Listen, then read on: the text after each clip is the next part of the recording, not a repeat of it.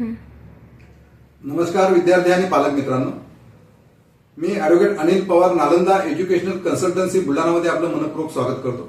मित्रांनो, यापूर्वी आपण सन 2024चा ऑल इंडिया कोट्याचा कॅटेगरी वाईज कट ऑफ याबद्दल वेगवेगळ्या कॉलेजवर चर्चा केलेली आहे. महाराष्ट्र राज्यातील संपूर्ण गव्हर्नमेंट कॉलेजचा जो ऑल इंडिया कोट्याचा कॅटेगरी वाईज कट ऑफ होता याबद्दल आपण चर्चा करणार आहोत.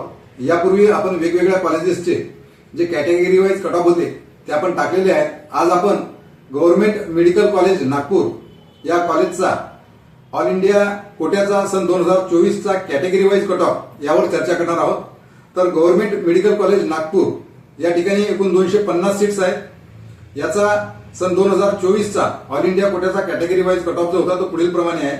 जनरलचा ऑल इंडिया रँक जो होता तो होता 7,728 आणि नीटमध्ये मिळालेले मार्क्स होते 680.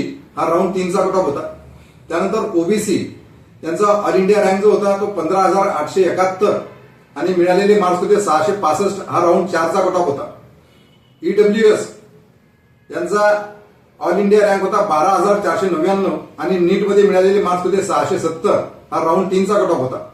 त्यानंतर शेड्यूल कास्ट यांचे ऑल इंडिया रँक जो होता तो होता 32,565 आणि मिळालेले मार्क्स होते नीटमध्ये 643. हा राऊंड 3चा कट ऑफ होता.